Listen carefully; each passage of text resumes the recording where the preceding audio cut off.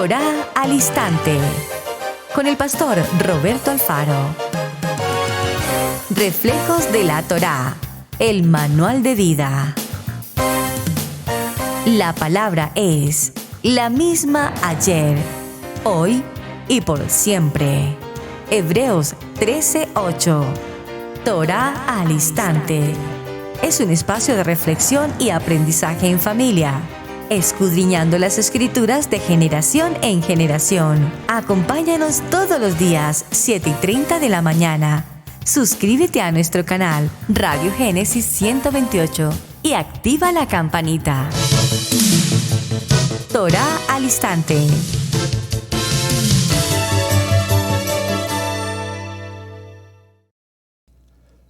Shalom, mis amados hermanos. Bienvenidos a este tiempo especial de Torá al Instante. Muchísimas gracias por acompañarnos. Hermano Pastor Roberto Alfaro les saludo desde la ciudad de Cherryville, Carolina del Norte, en los Estados Unidos.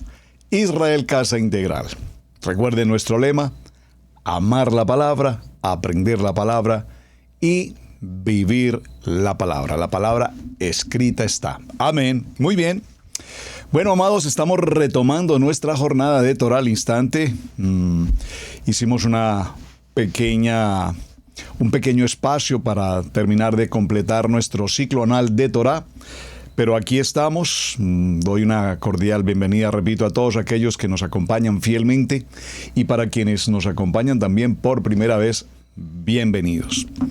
Estamos desarrollando, y no voy a dejar el tema a mitad de camino inconcluso, así es que procuraremos en esta semana completarlo y cerrarlo debidamente. Esto es la vida, la historia, la enseñanza apasionante en el profeta Jonás, libro de Jonás. Así es que por favor todos vayan al libro de Jonás, un libro pues relativamente corto, 4 capítulos, pero con una enseñanza de vida, con una enseñanza en el llamamiento, en las decisiones, en algunas incongruencias en las emociones, en la vida espiritual de un profeta judío por demás, y entre otras cosas judío palestino. Y no voy a entrar en detalles por esta mención, pero para el tiempo de la grabación de este programa aquí en Torá al Instante, estamos viviendo uno de los momentos más dramáticos, lamentables, críticos y por demás, en todo el sentido de la palabra, pues lastimoso. La nación de Israel ha sido atacada de una manera absolutamente inmisericordia, como nunca antes, después de 50 años, usted sabe, después del tiempo de la guerra de Yom Kippur, y hay toda una historia aquí alrededor de este tema, pero como nunca en 50 años, repito, desde Yom Kippur 1973 por demás, hasta nuestros días, se han visto por años siempre los ataques, los misiles, las escaramuzas que presentan estos grupos terroristas, pero para esta ocasión en particular, repito, para la grabación de este programa, estamos viviendo justo el momento histórico por demás, lo que se ha llamado como ese día negro, en el que cientos de personas han sido secuestradas, niños, ancianos, hombres, mujeres, soldados, muchos de ellos en su gran mayoría han sido asesinados, y un sinnúmero inmenso, arriba de 1,000 gentes que han sido igualmente asesinadas. Una tragedia, mucho tema que tratar en aspectos de la seguridad de uno de los países que tiene la mayor capacidad de tecnología en seguridad.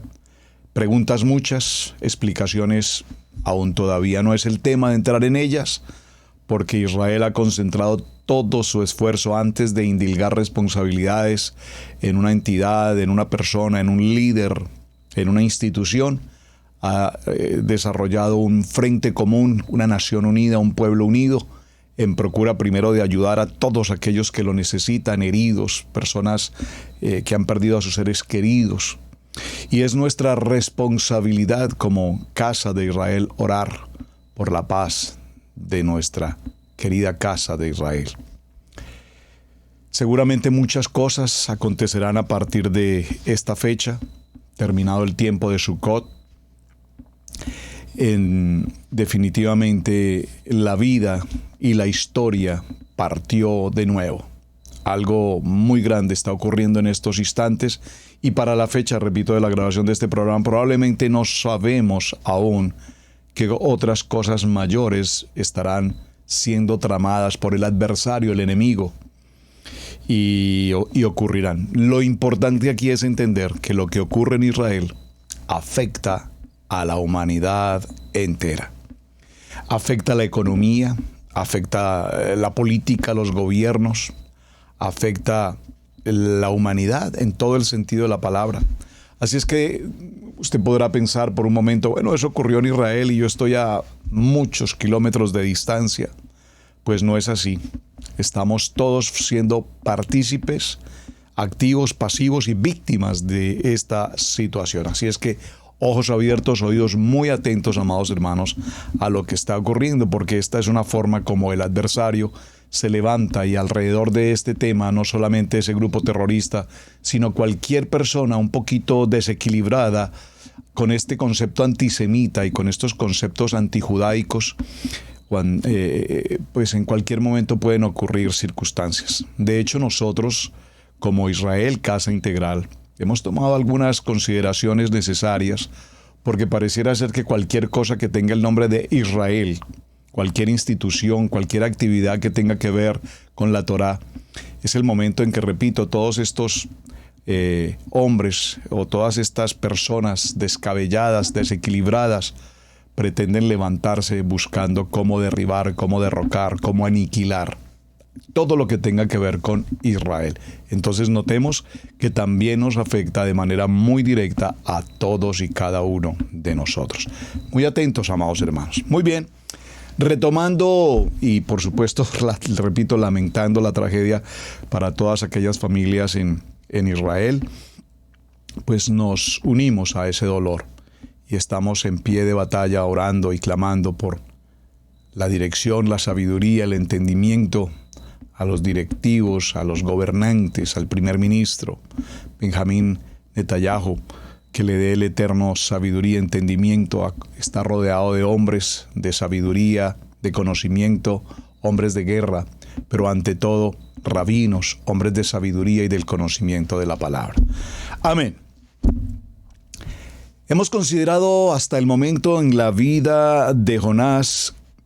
Vamos a desarrollar, y lo voy a retomar, 4 aspectos importantes en la vida de Jonás. El primer aspecto que vamos a considerar, que da comienzo en el capítulo 1, del verso 1 al verso 3, nos habla de la manera como cuando Jonás recibe la ordenanza de parte de Adonai de cumplir una misión, lo primero que Jonás hace es sencillamente salir en huida, ir en una dirección totalmente opuesta a la que Adonai le ha enviado a Nínive a predicarle a esta ciudad, una ciudad de pecado en el sentido de la máxima condición de pecado. Ya mencionamos que representa Nínive, mencionamos que representa Tarsis, mencionamos cada uno de los lugares importantes en esta situación. Entonces, sabemos que parte de o sale, huye desde el puerto y de allí en adelante en dirección a Tarsis, repito, a un lugar totalmente contrario, atravesando todo el Mediterráneo hasta la región de la península ibérica. Este es el primer periodo que estamos considerando.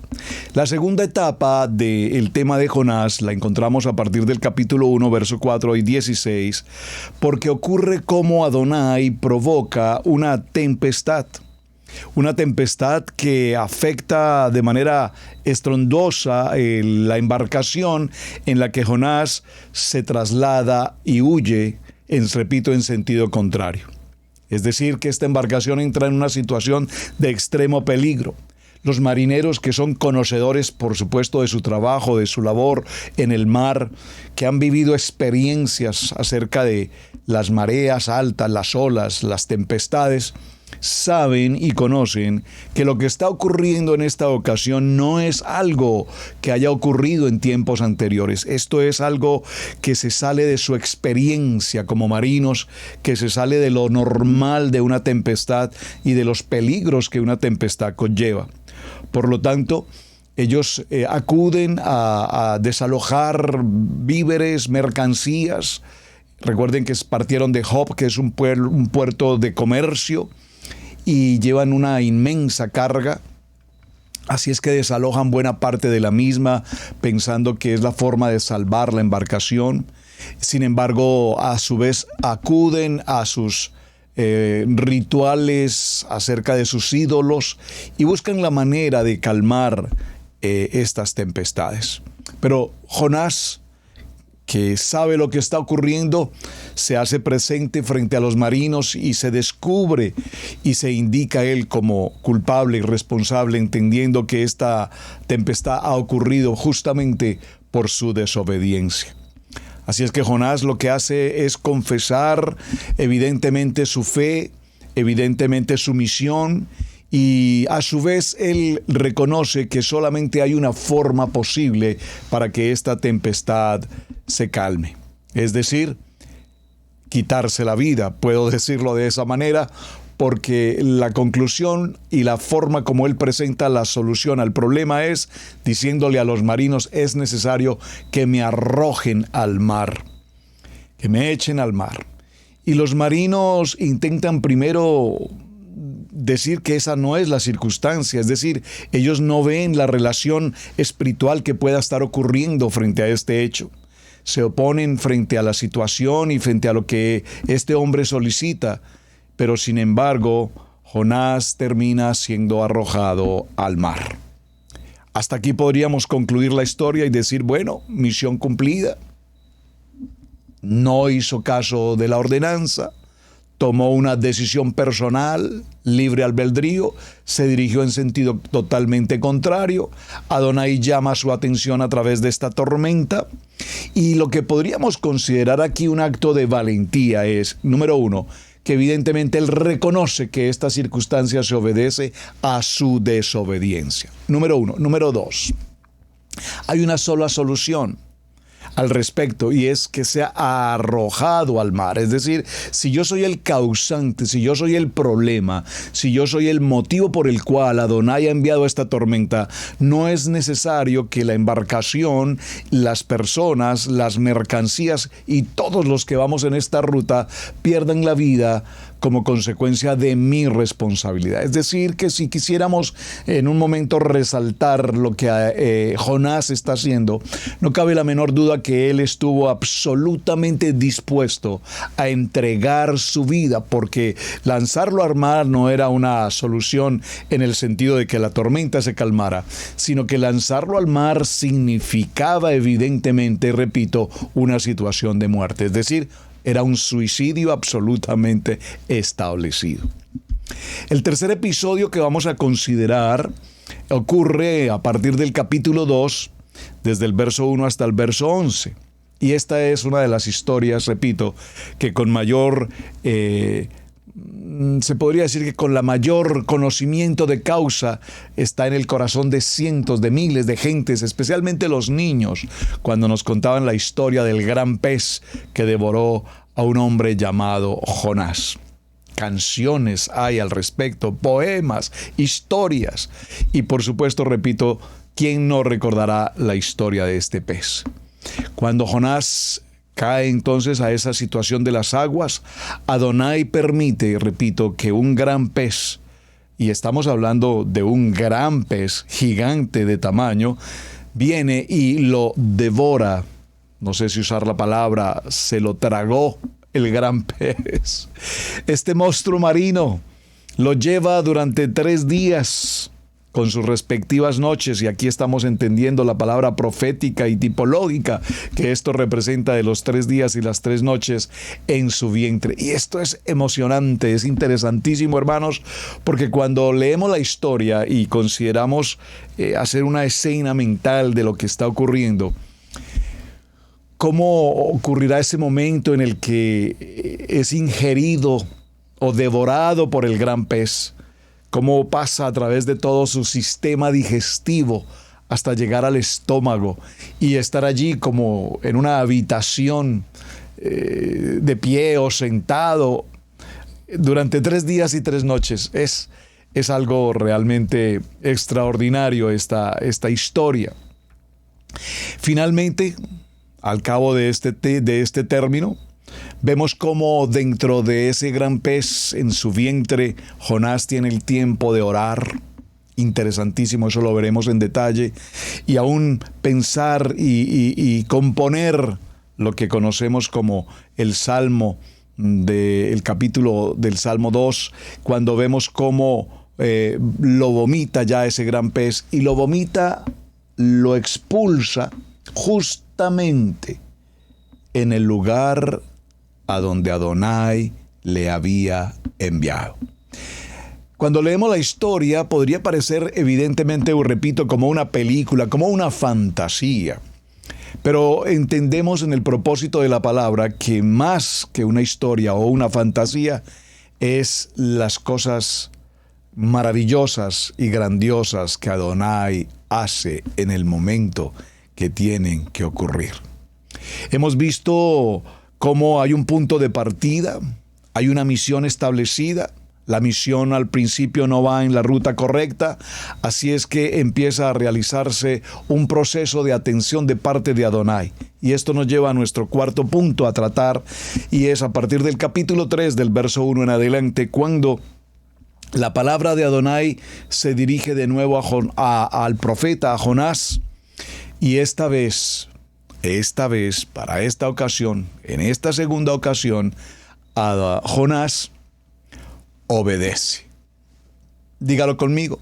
Cuando no aprendemos por revelación, aprenderemos por persecución. Creo que ese es un lema ya establecido en Israel Casa Integral. Cuando no hacemos las cosas por obediencia, pues la revelación de Adonai que viene y no la entendemos, la aprenderemos por persecución. ¿Cuántos de nosotros, amados hermanos, estoy completamente seguro, hemos vivido esta experiencia? No en este modelo específicamente, pero el modelo muy similar, muy tipológicamente respecto a lo que el texto nos narra. Estoy seguro que cada uno de nosotros en algún momento hemos sabido con certeza de parte de Adonai que nos ha hecho el llamamiento a un ministerio. Y ese ministerio no necesariamente es el ministerio pastoral. Por favor, pareciera ser que a veces entendemos que el único ministerio es el pastor. No, mis amados. El servir en la comunidad, el participar de ser un adorador, los instrumentos musicales, la voz, todo lo que se hace hoy en una actividad propia de congregación, hoy con la tecnología, por ejemplo, transmitiendo las enseñanzas, transmitiendo el Shabbat. Tenemos gentes especializadas y preparadas con el amor de servir en los instrumentos, en las cámaras, en la edición, en los audios, en los sonidos, en todo lo que significa una preparación académica, pedagógica, y compartir la palabra, compartir nuestra Kadosh Torah. Hay tantas maneras de servir dentro de la congregación, dentro de la Cajal, que todo esto junto se llama ministerio y requiere un llamamiento. Tengo personas que cuando vienen por primera vez a nuestra Kehilá nos dicen: pastor, ¿de qué manera yo puedo servir? Y normalmente dicen: a mí en lo personal me encanta ayudar con el mantenimiento de la casa, el aseo. Tengo los hermanos que hacen el trabajo de pintura, de reparación locativa, los jardines, etcétera. Lo que se ocurra y se necesite, hay personas que tienen, repito, el don, el talento, el llamamiento puntual para ejercer específicamente esa labor. Hay quienes se ocupan, por ejemplo, ejemplo, cuando tenemos nuestras reuniones, que de hecho son muy frecuentes, de convivencia con la congregación, con todos los hermanos, y están allí quienes sirven, quienes atienden, quienes disponen una bebida, el agua, el café, y comparten los alimentos, y a su vez quienes retoman ya los utensilios usados para los desechos y se encargan de recoger todo lo que hay y posteriormente llevarlo hasta el lugar de tal manera que todos esos desechos se puedan ir en el momento correspondiente. Todo esto es parte de un proceso llamado ministerio, todo esto es parte de un proceso llamado misión, todo esto es proceso de lo que el libro de Jonás particularmente nos quiere enseñar. Adentrándonos un poquito, y esto era apenas retomando, repito, la historia de lo que hemos tratado hasta el momento, pues vamos a ver en términos genéricos que de la vida de Jonás bíblicamente no se nos dice realmente mucho, pero sabemos más de lo que realmente deberíamos cuando empezamos a revisar algunos textos, como por ejemplo el primero del capítulo de Jonás, que inmediatamente nos da su nombre y nos dice que era hijo de Amitai. Esa es una información muy importante, el nombre de su padre. En sí, el libro de Jonás, repito, no es el único libro del antiguo pacto o del Tanaj en el que se menciona. En el libro de Segunda de Reyes, en el capítulo 14, verso 25, tome nota por favor, y gracias por compartir los textos bíblicos aquí en el chat. Segundo libro de Reyes, capítulo 14, verso 25, se nos dice que Jeroboam II, rey de Israel, restauró los límites de Israel desde la entrada de Hamat hasta el mar de Arabá, conforme a la palabra de Adonai, el Elohim de Israel, la cual él había hablado con su siervo Jonás, hijo de Amitai, profeta que fue de Gad Hefer. Importantísimo. Entonces, no hay lugar a dudas, mis amados, entonces sobre el hecho de que Jonás evidentemente es un personaje que tiene historia y que participó de actividades proféticas, es decir, tenía un reconocimiento como labor profética. Y esto del reconocimiento, además, a propósito del tema, quiero mencionarlo, porque hace unos días en nuestra casa, en Israel Casa Integral, hemos estado considerando los nombramientos, comillas, por favor, de los ministerios y los líderes que conformamos la casa. Y cuando tengo la ocasión de reunirme con muchas personas semanalmente, amados pastores que me llaman desde diferentes lugares, desde diferentes naciones, y que eventualmente manifiestan su interés, su deseo de participar y ser parte de Israel Casa Integral, a lo cual pues por supuesto les recibimos con los brazos abiertos, bienvenidos, si somos útiles, si han conocido del ministerio, si conocen de la visión, la misión y el propósito de Israel Casa Integral y se encuentran en una posición de identidad con el ministerio en nuestra Kadosh Torah, en Yeshua HaMashiach, por supuesto. Pues nos reunimos, hacemos algunas 2 o 3 reuniones, compartimos, nos saludamos, hablamos de familia, hablamos de ministerio, hablamos de muchos aspectos. ¿Y cuál es el propósito de todo este grupo de reuniones? Repito, 3, 4 reuniones.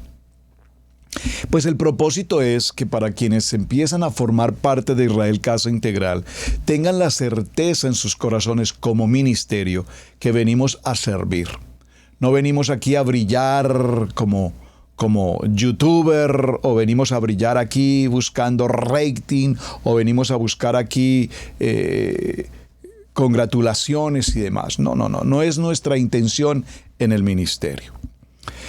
Para esto requerimos, como lo indica Israel Casa Integral, requerimos integridad.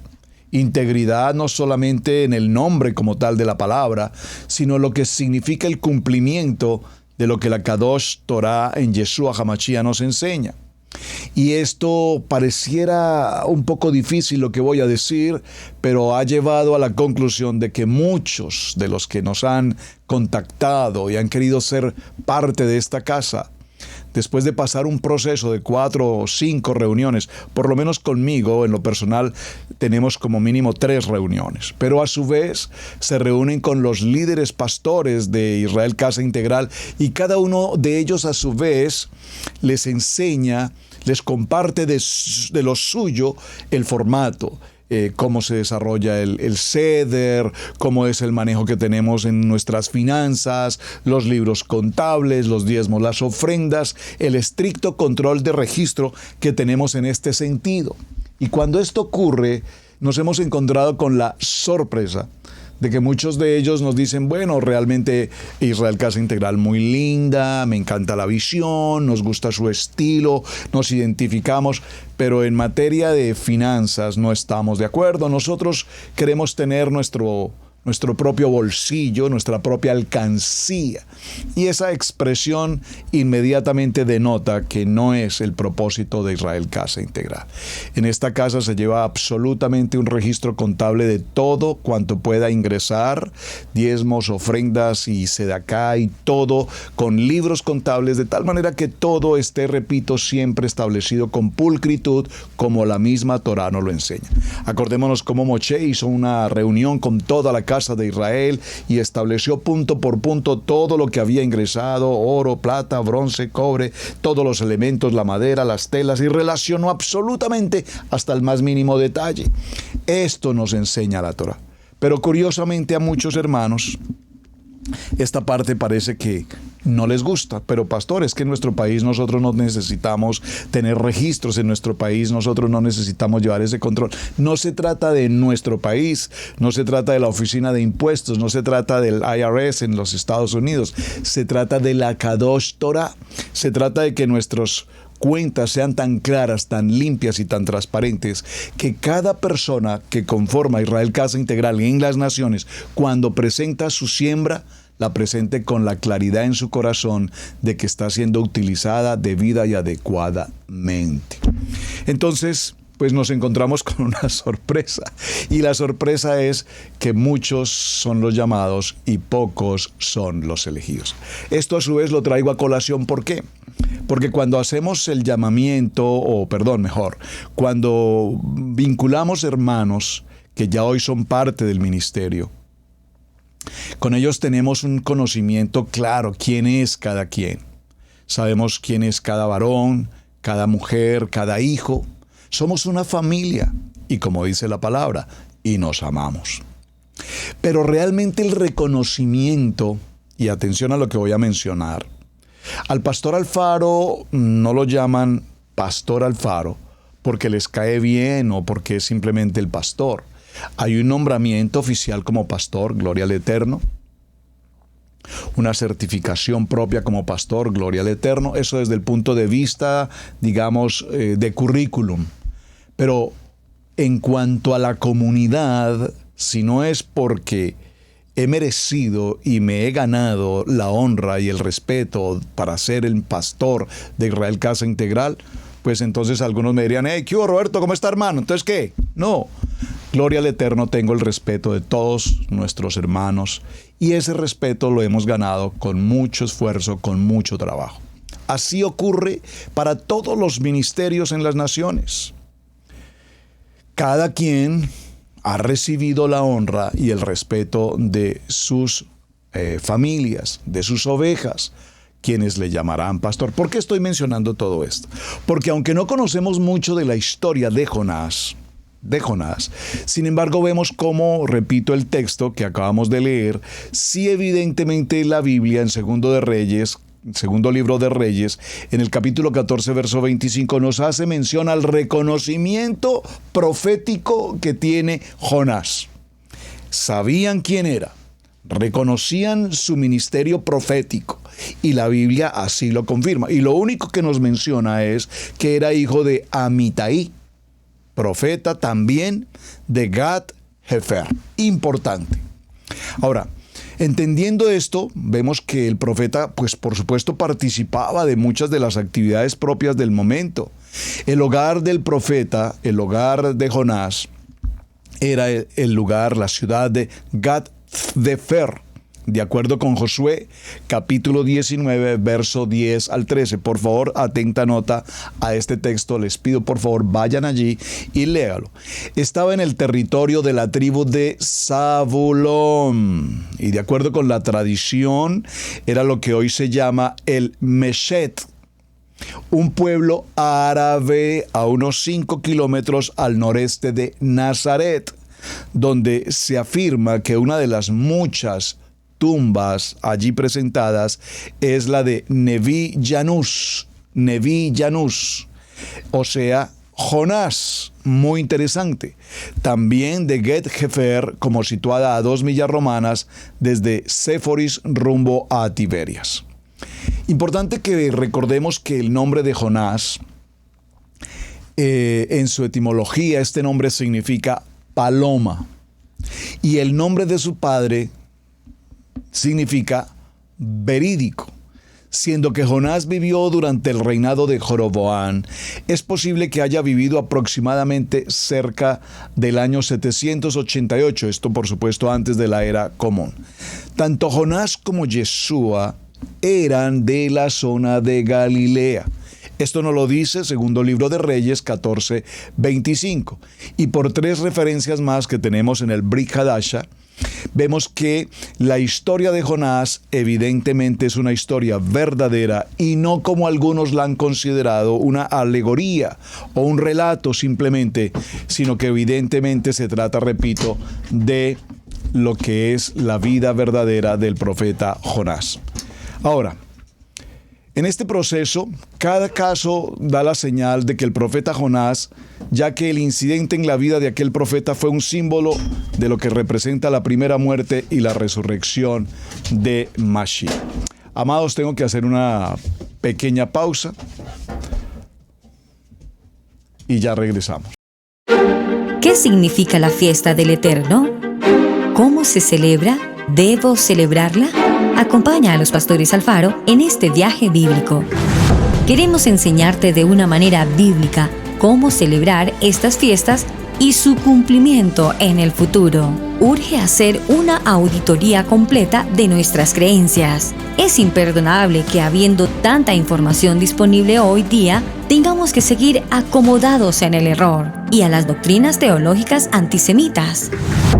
Te invitamos a que te suscribas a nuestra página en youtube.com, Israel Casa Integral.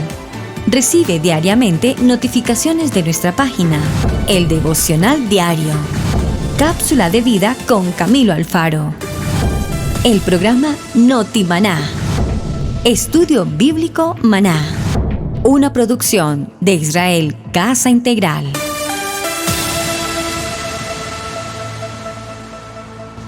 Bueno, ya estamos de regreso. Tuve aquí una pequeña situación con la mascota. Muy bien, mis amados, vamos a retomar. Así es que la historia de Jonás mencionada como una verdad de lo que ocurrió en su historia, en su vida personal, nos la confirma también el libro de Lucas en el capítulo 11, del verso 29, el libro de Mateo en el capítulo 12, verso 39. Así es que, por favor, les invito para que hagamos esa lectura. No lo voy a hacer con ustedes ahora, quiero avanzar en el tema para que ganemos un poquito de tiempo. Ahora, cuando hablamos de la vida de Jonás, la primera inquietud que todos tenemos al escuchar su recorrido, su historia, es hacernos una pregunta. ¿Jonás se levantó del llamamiento que Adonai le había indicado para huir de la visión, la misión para la cual había sido encomendado? Así es que recordemos cómo, por ejemplo, en la vida de Job, pues en la vida de Jonás hay experiencias que tuvo y que nos proporcionan a cada uno de nosotros una lección extraordinariamente importante, repito, semejante a lo que hemos vivido en tiempos cada quien. Ahora, del aprendizaje que tenemos de la vida de Jonás, o repito, como en el caso de Job, a nosotros nos quedará, por supuesto, para la eternidad una experiencia de vida. Y si algo podemos aprender de estos profetas o de estos hombres en las historias bíblicas es cómo sus vidas fueron pasadas por tantas circunstancias y adversidad, pero ante todo, en medio de todo, Adonai ha prevalecido guardándolos, Adonai ha prevalecido estableciéndolos y Adonai ha permanecido fundamentándolos a cada uno de ellos. Yo recuerdo particularmente cuando recibí la primera mención de parte de mi amado pastor para enseñar la primera ocasión, para predicar, la primera vez que tenía la oportunidad de predicar en una congregación inmensa, donde además habían muchas personas con gran capacidad intelectual, académica. Y pues obviamente no era fácil presentar una enseñanza, una predicación sin la experiencia que podríamos tener. Y aunque tenía la experiencia laboral de hacer charlas, conferencias y otras cosas, con gran habilidad, gracias al Eterno, con muy buenos resultados laborales por demás, recuerdo aquel día que mis pies se colocaron por primera vez frente a un púlpito y a una congregación. Fue una experiencia inolvidable, porque me sentía tan seguro, me sentía tan capaz. Es más, tenía la convicción en mi corazón de que este era el gran día. Era el gran día en el que incluso muy probablemente lo haría mucho mejor que mi amado pastor. Pero ¿cuál es mi sorpresa cuando estoy allí y veo los rostros de todos aquellos hermosos hermanos a la expectativa de lo que podría enseñar por primera vez este hombre? Y al verlos y al tratar de enseñar, lo único que ocurrió fue que mi garganta quedó totalmente cerrada, atascada, sin voz. Y definitivamente después de 5 o 10 minutos de tratar de pronunciar algo de mi boca, no salió una sola palabra. Tuve que bajar de aquel lugar. Recuerdo que salí del salón, me fui hacia el parqueadero, me senté en mi vehículo y la verdad lloré porque no podía entender qué había ocurrido allí. Y entonces el Padre habló a mi corazón y me dijo: lo que vas a hacer no lo puedes hacer en tus propias fuerzas. Lo que vas a hacer no lo haces en tu conocimiento, en tu capacidad, en tu intelecto, en tu preparación, en tu ego, en tu yo, en tus propias fuerzas. No es. Aquí el que habla soy yo, dice Adonai. Creo que ha sido una de las experiencias y de las oportunidades más grandes de mi vida. Porque tenemos que aprender, hermanos, que aunque tengamos el mejor deseo de servir al Padre, cuando lo hacemos por comodidad, por arrogancia, o esperando algo a cambio, o para ser mencionado, o para adquirir reconocimiento, o para cualquier otra cosa que no sea adorarle a Él, pues sencillamente, mis amados, estamos, como dice mi querido amigo, estamos en problemas. Esta experiencia nos muestra cómo la misión de Jonás fue un hecho de una importancia extraordinaria que tuvo el propósito no solamente de hacer comprender a Israel la posición que tiene el pueblo gentil frente al reino de los cielos, sino que también representa el día en que aquellos que están apartados entraran a un nivel de obediencia en la Kadosh Torah, que se unieran a la fraternidad de la familia, que gozaran de la oportunidad de la salvación preparada por Yeshua para Israel, para todas las naciones. A medida que se acercaba el tiempo en que Israel iba a ser entregado al poder de los gentiles y pisoteada por ellos, como consecuencia de su orgullosa apostasía, el apartarse de Adonai, fue muy natural que la mente de Israel se considerara a los gentiles como enemigos del pueblo y del reino del Adonai. no solamente les negaba la capacidad de salvación, sino que también interpretaban el anuncio profético del juicio que venía sobre los gentiles como una indicación de que estaban destinados a la destrucción total.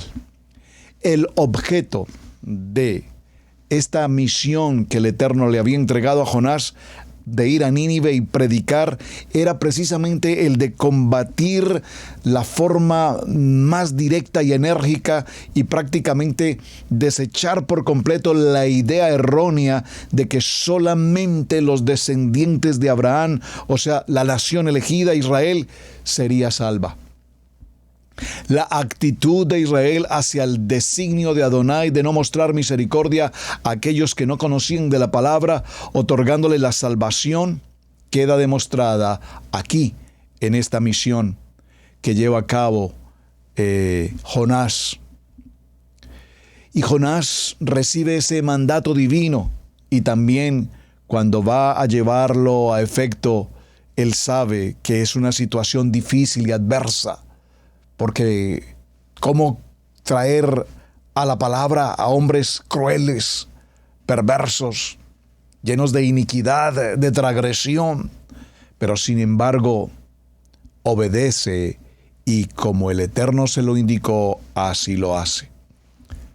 Es interesante pensar que por un momento hemos tomado decisiones adversas y contrarias al llamamiento. Yo puedo decir con todo respeto, amados hermanos, en los transcursos de estos 20 años que el Eterno nos ha puesto en esta tierra de Carolina del Norte, en la ciudad de Cherryville, hoy precisamente compartía con un querido hermano que ha estado con nosotros por largos años, por mucho tiempo, y recibimos la visita en una actividad que estamos haciendo de un hombre que nos dice que lleva aproximadamente 16 años viviendo en la ciudad de Cherryville.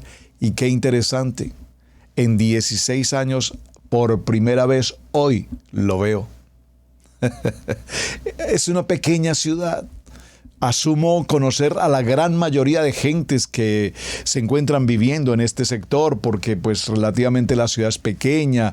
Hemos hecho actividades con las congregaciones donde se reúne mucha gente, pero al ser básicamente la única congregación hispana, pues asumo que los hispanos que estamos reunidos en esta casa, pues somos como la mayoría. Sin embargo, no es así.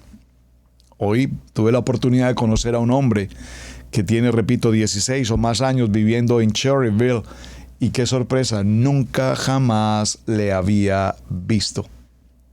Y cuando empecé a compartir con él de la palabra y de la Biblia y de la iglesia y de la familia y del ministerio, y cuando lo escucho, pues obviamente en pocas palabras pude concluir que su corazón se encuentra muy distante, muy lejos de lo que pueda significar salvación o de lo que pueda significar la palabra. Es de aquellos que dicen: yo soy del nivel 1 y allí estoy. Ah, pero usted es del nivel 1 de los que se congrega, usted va a su actividad. No, realmente hace muchos años que no voy a una actividad, pero yo soy del nivel 1. O sea, ni frío ni caliente. Son personas que no saben para dónde van. Entonces vemos cómo Jonás, capítulo 4, verso 2, teme que la prédica que él puede tener hacia ese pueblo del arrepentimiento sea una prédica, una enseñanza, una palabra probablemente sin importancia, que no la van a recibir, que al hablarles de todo lo que va a ocurrir en aquella ciudad con la destrucción, pase por alto porque pues son gentes que no tienen ningún interés en escuchar, ni mucho menos la voz de un profeta. En esta forma de pensar que tiene el profeta Jonás se reflejan, por supuesto, los sentimientos y la manera como nosotros vemos las situaciones. Repito, aquel día, al colocarme frente a aquel púlpito, creía en mi corazón que tenía la suficiente capacidad de hacerlo. Y sin embargo, Adonai trató conmigo y enmudeció mi boca. Pero sin embargo, cuando entendí que no era yo que no era mi capacidad, mis buenas intenciones, mis emociones las que lo irían a hacer. Entonces ahora vemos cómo Jonás empieza a compartirle a aquel pueblo la palabra, indicándoles lo que Adonai ha establecido. Si no entran a un tiempo de arrepentimiento, en pocos días esta ciudad entrará en una situación de castigo. Vendrá sobre ellos una destrucción. Pero hay un llamamiento divino y por lo tanto no pueden rechazar que la presencia de Adonai está dando esta oportunidad para ustedes. Y vemos, mis amados, cómo sorprendentemente este pueblo empieza a escucharlo con atención y empiezan a decirse a sí mismos, verdaderamente este profeta sabe lo que está diciendo. Por favor, dígalo conmigo. Hay un llamamiento a las misiones. Cuando tenemos un llamamiento directo de parte de Adonai, vemos que así como el profeta probablemente fue sorprendido en cuanto al lugar a donde debía ir y empezó en vía contraria, sin embargo, en esta clase de llamamiento se observa desde el principio una rebeldía en su corazón, probablemente un temor, ya habíamos hablado sobre esto, pero el llamamiento para ir a Nínive, a esa gran ciudad de Asiria, y predicar allí entre tanta gente perversa, pues no era una decisión fácil de considerar. Por un momento podríamos ver en el corazón de Jonás, si me permiten usar esta palabra, una deslealtad hacia el Padre. Pero digo, utilizar esta palabra deslealtad no en un sentido peyorativo, acusativo, sino en un sentido de primera persona. ¿Cuántas veces nosotros, al igual, hemos negado a Adonai la labor que nos ha encomendado que deberíamos hacer? ¿Cuántas veces nosotros hemos caminado en dirección totalmente opuesta? ¿Cuántas veces he podido escuchar en estos años, repito, en el ministerio local, a tantos hermanos que han manifestado de su voz, se han acercado conmigo y me han dicho, Pastor Alfaro, Adonai habló a mi corazón a través de un sueño o a través de una voz o una tercera persona y me dijo que nuestro tiempo en esta congregación se ha cumplido y que ha llegado el tiempo de partir hacia otro lugar. Eso lo he escuchado varias veces. Y cuando escucho esas palabras, pues obviamente cuando alguien me dice Adonai me habló y me dijo que es tiempo de retirarme de este lugar, yo asumo que la persona está hablando en su corazón de emuná y de fe y no en sus emociones y en sus sentimientos. Recuerdo alguna vez a un varón muy querido y me dijo, pastor, pues es que realmente nuestro tiempo aquí se ha cumplido, estamos buscando otro lugar y Adonai nos estableció ir hacia otro lugar. Y yo recuerdo que traté de disuadirlo de aquella decisión y le dije, amado hermano, cuéntame, ¿cómo está esto de que Adonai te habló? Es decir, explícamelo, no dudo que él habla, pero quisiera escuchar de tu corazón de qué manera te habló. Y en ese momento la esposa lo llamó y le dijo, bueno, nos vamos. Entonces me dijo, sí, dijo, ya voy, ya mi amor, ya vamos. Ahora entendí quién te habló. ¿Me están captando? Al que lo entendió, lo entendió. Su amada esposa ya no estaba a gusto, algo le incomodó, con alguien no tenía una buena situación y dijo, mejor vámonos de aquí y busquemos otro lugar, porque ya esta no es la casa perfecta, buscaremos otra que sea más perfecta que esta. Y ya todos conocemos la historia de una vida con propósito. Si estás buscando la congregación perfecta, recuerda que no existe. Y si la llegases a encontrar, por favor no entres porque la podrías dañar. Así es que en esta historia que estamos considerando, vemos cómo Jonás pareciera ser que hay una, repito, deslealtad. Y esta palabra lealtad es algo que ha venido haciendo mella en mi corazón en unos últimos días, meses tal vez, Porque cuando nosotros somos parte de una familia y nos amamos y nos cuidamos y nos respetamos y nos honramos, entonces el factor de la lealtad, el factor de la responsabilidad, el factor del compromiso, no para con el hombre, para con el Padre, es para considerarlo. Sin embargo, cuando nosotros hacíamos en esta semana, en nuestro cierre del ciclo anual de Torá, hice algunas preguntas al grupo, por ejemplo, en cuántas ocasiones faltamos a nuestro Shabbat. Y cuando escuché las respuestas, pues no solamente local, sino incluso a través del chat, es interesante y gracias por la honestidad de los amados hermanos y hermanas, pues manifestaron 3, 5, 7, 10, 15, 20 veces. Es decir, de 54 reuniones del año y faltamos a 20, pues estamos considerando que por lo menos más del 35% de las reuniones no hemos asistido. Por lo tanto, cuando hablamos de Jonás, que partió en otra dirección, no estamos tan lejos de lo que es la vida del profeta, porque probablemente nosotros hemos partido en otra dirección en muchas ocasiones. En muchas ocasiones dejamos nuestro tiempo de Shabbat, dejamos nuestro tiempo de las convocatorias, Levítico 23, porque tenemos la excusa perfecta. Está lloviendo, está haciendo frío, está haciendo mucho sol, qué calor, ¡ay, qué calor!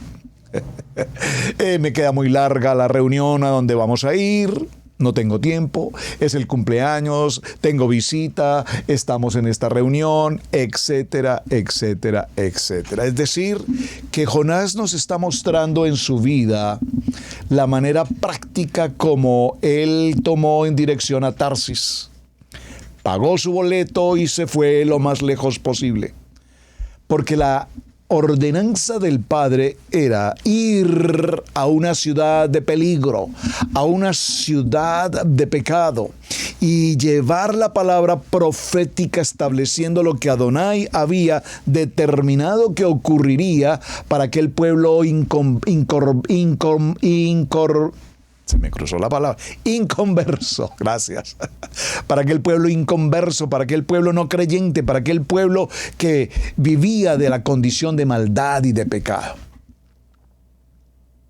Pero cuando finalmente entra en conocimiento de lo que Adonai le ha llamado a hacer, vemos que evidentemente la grandeza de Adonai se manifiesta y ahora este Jonás valientemente se hace presente y empieza a proclamar el reino de Adonai y su justicia. Y empieza a proclamar que Adonai es el único, el todopoderoso. Empieza a proclamar que Adonai es Adonai Eloheinu, Adonai Eja. Por lo tanto, vemos cómo Jonás sugirió cuál era la situación a la que estaban expuestos, qué iba a ocurrir con ellos frente a una determinación que Adonai había tomado. Y en ese proceso, cuando estamos en esa duda, en ese vacío, en ese libre albedrío, en esa decisión, en mi propia voluntad, surge algo extremadamente importante. Y vemos cómo Jonás, y quiero regresar un poquito en la historia, Jonás ahora, al haber sido libre de una situación de muerte por ahogamiento o por tiburones en medio del mar, es devorado por un gran pez y repito, pasa al estómago, al vientre de ese gran pez y es allí, en medio de esa situación tan anormal, en medio de una muy probable desesperación, que finalmente entonces Adonai, y aquí esa posición de estar en el vientre que tipifica el Seol, vemos como allí en hebreo significa Seol, mundo de los espíritus. A veces también es traducido como tumba. Y es una analogía que también representa tipológicamente a Yeshua cuando pasa por su proceso de esos 3 días dentro de la tierra. De esos 3 días. Este lenguaje de oración que hace Jonás en el vientre es tan extremadamente importante, amados, porque allí él abre su corazón, expresa la situación y podemos ver cómo el lenguaje empleado es un lenguaje que brota de lo más profundo de la inquietud del ser humano. Y a su vez vemos cómo se presenta un voto de cumplir y de llevar a cabo lo que Adonai le ha pedido que debe hacer. Yo quisiera por un momento, hermanos, que detalláramos este punto un poco más con precisión. En el capítulo 2, veámoslo del verso 8. Cuando mi vida se me escapaba, vamos a leerlo un poco en contexto. Leámoslo en el capítulo 2, que es donde está este aspecto de la oración. Repito, porque cuando estamos frente a la tribulación, frente a la adversidad, frente al momento crítico, frente a la indecisión o frente a una decisión tomada equívocamente y necesitamos remediar, corregir el hecho, pues la única manera como podemos corregir, enmendar la situación es ponernos a cuenta con el Padre, pedir su dirección, pedir sabiduría, pedir entendimiento y a su vez entrar a un nivel de, sabemos, tikkun, a un nivel de teshuvah y por supuesto a un nivel de obediencia. Entonces en el capítulo 2 dice la palabra: Adonai proveyó un pez enorme que devoró a Jonás, y Jonás permaneció en el vientre del pez por 3 días y 3 noches. Jonás oró a Adonai, su Elohim, desde el vientre del pez. ¿Cuántas veces nosotros hemos orado con efervescencia y calor, permítame entre comillas estas palabras, cuando estamos justamente en medio del momento más crítico de nuestra vida? Es decir, pareciera ser que para orar tenemos que pasar por la adversidad. Pastor, ¿por qué repetimos tantas oraciones y repetimos estas oraciones y cantamos y las repetimos? ¿Saben ustedes, amados hermanos, si lo pensamos por un momento, hoy para la grabación de este programa, compartíamos hace un momento con alguien sobre el tema, todos aquellos ciudadanos de Israel o de otras naciones que han sido víctimas de este terrorismo, que han sido secuestrados.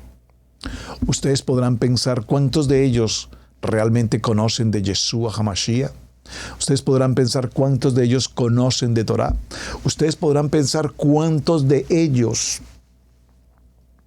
dejaron de estar en su día de Shabbat por cualquier circunstancia, de recreo, de reposo, de descanso, personal, familiar, y fueron apresados por este grupo terrorista. Saben ustedes que se estaba llevando a cabo un concierto en plena jornada de Shabbat. El mundo en Israel, y no estamos hablando del mundo creyente, por favor entiéndame, a lo mejor uno que otro por ahí, por favor. Probablemente alguno que otro dejó de estar en su día de Shabbat por estar en una festividad del mundo, pagana. Y ocurrió lo peor. Entraron estos terroristas y acribillaron a todos los que estaban allí. En su mayoría, por supuesto, jóvenes. Jóvenes del mundo, jóvenes que creen que están haciendo la gran actividad, llenando sus emociones, las vanidades del mundo. Y por favor, no estoy haciendo crítica de esto, con mucho respeto, porque la vida de esas personas y de sus familias es importante. Pero a lo que quiero llegar es cuántas de esas familias en este mismo momento están sucumbidos en el dolor más profundo, en la desesperación, en la angustia. Y cuántos de ellos que habían dejado de orar por tiempo, porque no tienen tiempo, porque el tiempo no les da para orar, hoy están postrados, llorando, clamando y gimiendo. No por los que partieron, porque los que partieron pues ya no están, pero por aquellos que hoy se encuentran, repito, secuestrados. probablemente pasando momentos y situaciones dramáticas, críticas. Estamos viviendo los tiempos de la Inquisición, estamos viviendo los tiempos del Holocausto, estamos viviendo los tiempos más terroríficos, repito, de los últimos 50 años de Israel.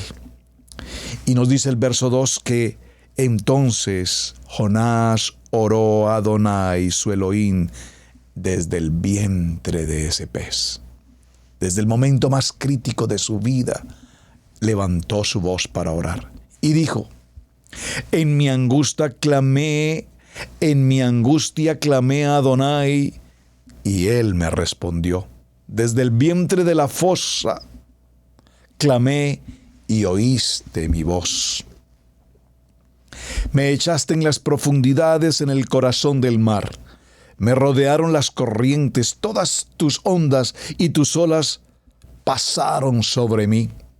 Pensé que me habías arrojado lejos de tu vista. ¿Volvería alguna vez a contemplar tu sagrado templo? ¡Qué pregunta tan maravillosa! Verso 6. Las aguas me encerraron, la profundidad me rodeó, las algas se enredaban en mi cabeza, me hundí hasta la base de las montañas, las trancas de la tierra se cerraron sobre mí para siempre. Sin embargo, tú sacaste mi vida del hoyo, oh Adonai, mi Elohim. Cuando mi vida se me escapaba, me acordé de Adonai. Por favor, demos un amén aquí, porque cuando nuestra vida se nos escapa, basta que tengamos una situación de salud y entonces recordamos inmediatamente que Adonai Rafa es nuestro sanador. Yo estoy tan emocionado que acabo de mirar mi reloj y me he dado cuenta que el tiempo se nos agotó. Dice el verso 9, pero los que se aferran a la vana ilusión olvidan su propio bienestar. Pero yo, con resonante acción de gracias, sacrificaré para ti los votos que he hecho, los cumpliré. La liberación es de Adonai. Adonai mandó el pez y este le vomitó en tierra seca. ¡Wow! ¡Qué historia más apasionante! Amados hermanos, se nos ha cumplido el tiempo y necesito ser muy puntual en ello. Tengo un productor que me exige esto.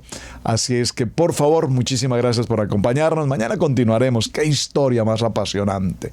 Y recordemos que en medio de los momentos más difíciles, la oración del justo puede enormemente. Así es que, mis amados, gracias por acompañarnos, gracias por compartir el mensaje, gracias por sus muy buenos mensajes también. Nos vemos el día de mañana. Shalom, muy buen día para todos y muchas gracias por estar aquí atentos a este tiempo especial de Torah al Instante. Muy buen día para todos. Hemos presentado Torah al Instante con el pastor Roberto Alfaro. Para nosotros es un placer poder servirle. Contáctanos a nuestro correo radiogenesis128@gmail.com. Torah al Instante.